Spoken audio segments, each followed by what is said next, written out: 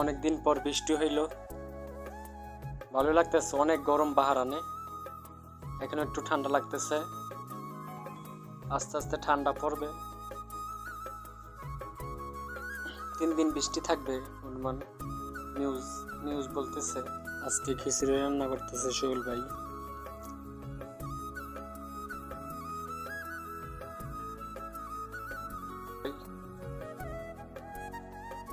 এই যে মাংস বসাইছে সোহেল ভাই।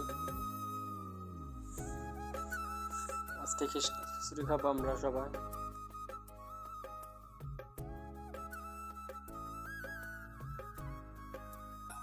আসসালামু আলাইকুম, আসসালামু আলাইকুম রহমতুল্লাহ। খিচুড়ি রান্না হইতেছে। হ্যাঁ, পান্না খিচুড়ি দেখছেন, পান্না খিচুড়ি রান্না হইতেছে গরুর মাংস দিয়ে। 5 কিলো গরুর মাংস,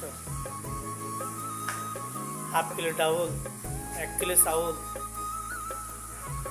সবজি হয়েছে 1.5 কিলো। সব মিক্স করে একটা খিচুড়ি রান্না করলাম। আজকে পাহাড়ের বৃষ্টি, তার জন্য। ওকে, আজকে আবার সম্বন্ধে বুঝছো, তার জন্য।